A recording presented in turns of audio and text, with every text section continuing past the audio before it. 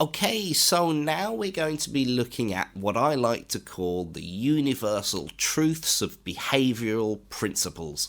These are great and they can be used in many different ways.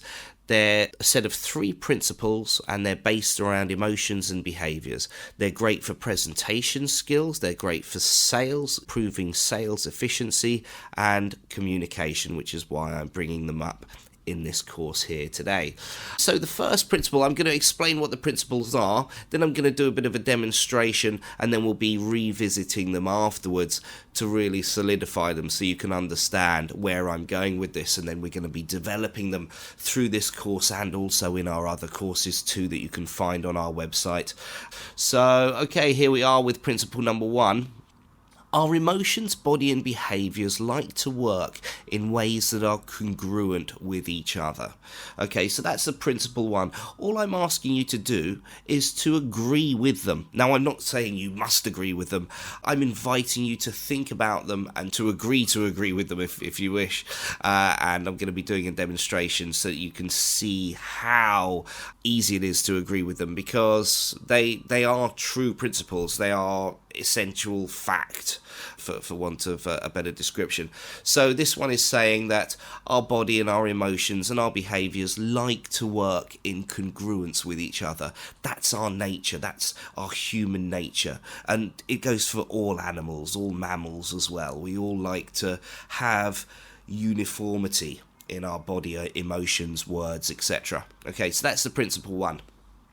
Principle 2 is that behaviours can lead emotions just as emotions can lead behaviours. Now, this might not mean anything to you at the moment. All I'm asking you to do is sort of think about it and make your own mind up, really, if you think that changing your behaviour can change your emotion, or does your emotion lead your behaviour? Which leads which? Is it a chicken and an egg scenario, or how does that exactly work? And then I'll show you sort of the sort of scientific research that's actually been done that actually shows different results. Principle 3 then, it is often easier to control behaviours than emotions. Okay, so now we're just going to jump in and I'm going to do a little bit of a demonstration with you. I know that we can't see each other, but I'm going to ask you, to stand up. You don't have to stand up, actually. You can, if you're sitting down, you can stay sitting down. You don't have to stand up. But it's just more active to get people to stand up. So while I usually deliver group classes, I like to get everybody to stand up, but you're welcome to sit down as well. But anyway, if you could please sort of be ready and sort of follow the instructions and do what I ask you to do, that should be great. So I'd like you to nod your head and say no. Nod your head and say no, please. Okay, now I'd like you to shake your head and say yes. Shake your head and say yes, please.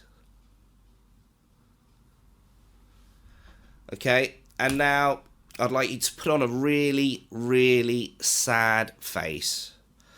As sad as it could possibly be. Really, really sad. And I'd like you to then say, in a really happy voice, I'm so happy and I'm having a lovely day. But you've got to keep that sad face. You've got to keep that sad face whilst you're saying it. Try and do a really sad face. I'm so happy, I'm having a lovely day. I can't do it. Maybe you can. But yeah, I'd like you to try that. See if you can. Put on a sad face and say, I'm so happy, I'm having a lovely day. Now, the reason we've done this is to show that congruency is difficult to achieve. So we started with the first one with nod your head and say no. It might have even taken you a while to think about it. Maybe you were sort of thinking, what do I do? I'm not quite sure exactly. Am I sort of nodding, shaking? Because we're conditioned to nodding for yes and shaking for no. Admittedly, in countries like India, they have it the opposite way. So sort of shaking the head is yes. So they're more commonly conditioned to do that.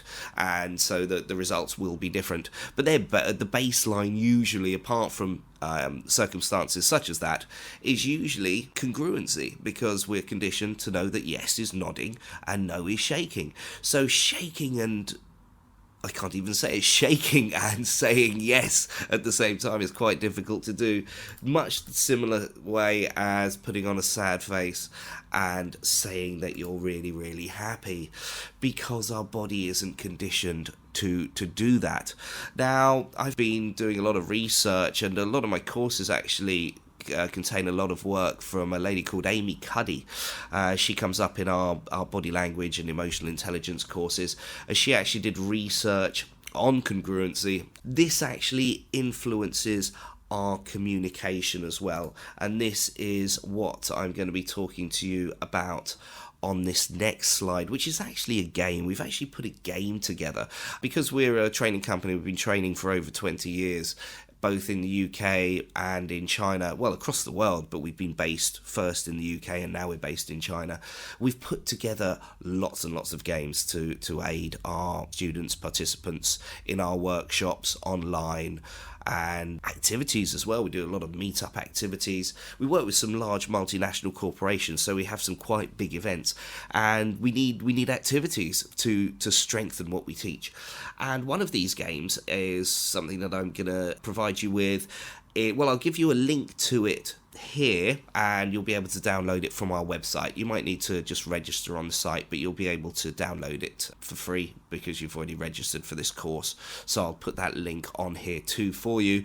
But this game actually is impression improv, so it's actually combining congruency of body language and voice and tone with the words that people are actually using. And just to give you a brief overview of what it is, it's, for example, you have volunteers on stage, and they don't know what's happening. We just ask for some volunteers, we stick them on the stage, and then you have the audience in the crowd. The audience will then shout random sort of emotions that the people on stage then have to enact. So, for example, one of them might have to act as if he's angry, or act as if they're bored, act confident, act doubtful. How do you act doubtful? So it's quite fun to see the different motions that people take to show or to get their body to express that they're in doubt or guilty or nervous or proud. So that's quite fun. That's usually like one of the games. I'm just going to tell you a couple, one or two, and then you can download the rest from the site.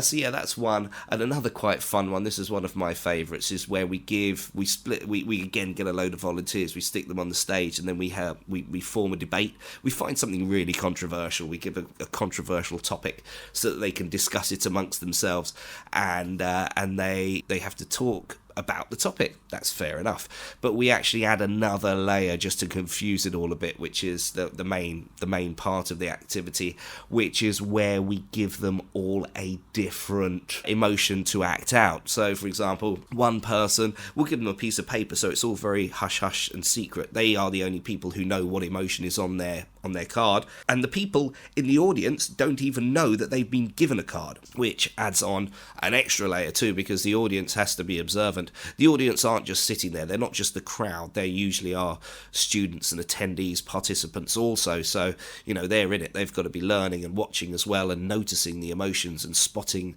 the triggers and the anchors that are in there amongst the training itself. So but yeah, we usually give them some emotions, like and it's usually fun stuff. For example, okay, one guy might be angry, the other one's just bored, the other one wants to go home, the other one's hungry.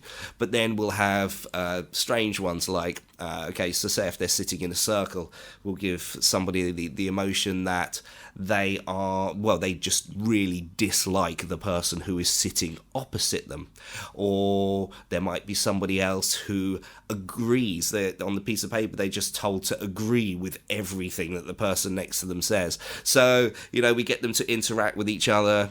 We get some of them to sort of argue with each other. It's really interesting, combining that with debating the actual topic itself. Very interesting to see. And we look at the congruency and how easy it was to be congruent, and just different ways of playing around with that. There's quite a few activities we do to enforce the congruency, to show the incongruent behaviour, and also to show where there's mismatches and how to avoid the mismatching and how to make the communication more concrete. Anyway, so I just wanted to highlight that for you. It's there for you to download, so please have fun with that. And if you have any questions, let us know. I'm always more than happy to give you information, and we've got loads of information and loads of courses and training bits and pieces for free, and also trial courses on our website too. We've got multitudes on there. I think we've got up to 50 courses there with different trainers, different courses, all on our ultimahub.com sites, as well as the games that we've invented too. So have a look at those, and I will see you in the next module. Many thanks.